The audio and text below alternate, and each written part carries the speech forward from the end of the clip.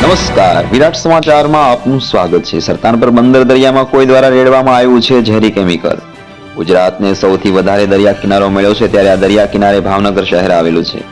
વિશ્વવિખ્યાત જહાજ ભાંગવાનો ધંધો ભાવનગરના અલંગ દરિયા કિનારે જોવા મળે છે। તળાજાના સરતાનપર ગામના જાજેભાગે લોકો માછીમારી પ્રવૃત્તિ સાથે સંકળાયેલા છે। ત્યારે આ માછીમારો દ્વારા કહેવામાં આવ્યું કે અલંગ બાજુથી આ કેમિકલ કોઈ દ્વારા દરિયાની વચ્ચે રેડવામાં આવ્યું છે। તે લગભગ ગોપનાથ સુધી ફેલાયેલું જોવા મળે। આ કેમિકલને કારણે પોતાની મોટી કિંમતના જાળ માછીમારોને ભારે નુકસાની વેઠવાનો વારો આવ્યો। સાથે અહીં કિનારે જોવા મળતા પક્ષીઓ પણ મોટી સંખ્યામાં મૃત્યુ પામ્યા છે। ત્યારે માણસે પ્રકૃતિ સાથે પણ ચેડા કરી રહ્યા હોય તેવું જોવા મળે। ત્યારે શું કહે છે સ્થાનિક માછીમારો, તેમની પાસેથી સાંભળીએ। ઓઇલ આવે છે દરિયામાં, શું કહેશો?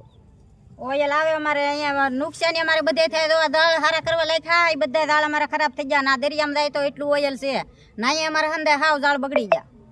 કેટલીક નુકસાની અંદાજે તો અમારે 1.5-2 લાખની અંદાજે એટલી નુકસાની થઈ। અત્યારે ઝાડની મોંઘવારી કેટલી છે અને આમાં માછલી હવે પકડાય નહીં? હવે આમાં માછલી આવે નહીં। મહિના 1.5 મહિનાથી તો અમને ડોળિયા કનડ્યા છે તો એ ડોળિયામાં અમારા દાળ વી ગયા કેટલા દાળ તો એ અમારા ફરિયાદ અમે કરી રહ્યા હતા આવું આવી ગયું। તો ઓઇલના કારણે શું બીજું નુકસાન? ઓઇલના કારણે અમારે માછલી આમાં હાવ ન આવે। બધી માછલી બગલા કેટલા બગલા અમારામાં ઘેરા બગલા બેઠા હોય બધા બગલાય મરી ગયા। જાવ એના અત્યારે એક બગલું તમને આમાં ત્યાં ભાડો નકર ઘેરા બેઠા હોય બગલાના। ઓઇલ ક્યાંથી આવ્યું? એવું આવ્યું આમ અલંગ વગીથી આવ્યું। હવે દરિયામાં ઢૂગે નાખ્યું હોય કે બોટે નાખ્યું હોય કે ઝઘડિયા ખાલી કર્યા હોય એ અમને ન ખબર પડી। ઓઇલ આ 4મો દિવસ છે અને હજી કેટલા દિવસ માછીમારી નહીં થાય? હજી તો માછીમારી મહિનો 20 દિવસ ન થાય। ત્યાં સુધી શું કરશો? ત્યાં સુધી શું કરીએ? રોજી રોટી અમારે તો બેઠા આવે ઘેરે। કાંઈ જાળ હારા થાય અમને તો શું કરવાનું? કાંઈ ઠામુકા જાળ ન મારથી રહે। અને આ ઓઇલ ઉતરતા કે ઉતરે કે એવું કંઈ થશે? હારી તો આ પાણી મોટો દવાળ આવશે એટલે આ બધું ઓઇલ હજી નીચે ઉતરી જાય બધું એટલે અમારે હજી નુકસાની અમને આવ્યા જ કરશે। હજી કેટલા મહિના સુધી? મહિનો 1.5 મહિનો હજી અમારે નુકસાની ખરી।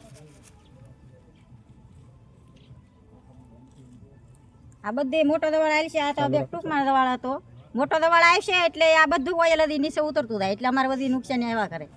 આ બંધણો અમારે બધા હાવ કાળા ભમરે થઈ ગયા બંધણાથી। અને ક્યાંથી ક્યાં દરિયાઈ પટ્ટી સુધી ઓઇલ ફેલાણ? આમ તો દરિયાનું ઓઇલ ફેલાણું છે ઠેઠ ગોપનાથ સુધી અને આ બાજુ ઠેઠ અલંગ સુધી આવ્યું એન પેલું જ લગભગ કેટલા કિલોમીટર સુધી? એમ કિલોમીટર તો 10-15 કિલોમીટર હશે। ઓઇલ નીચે ઉતર્યું છે?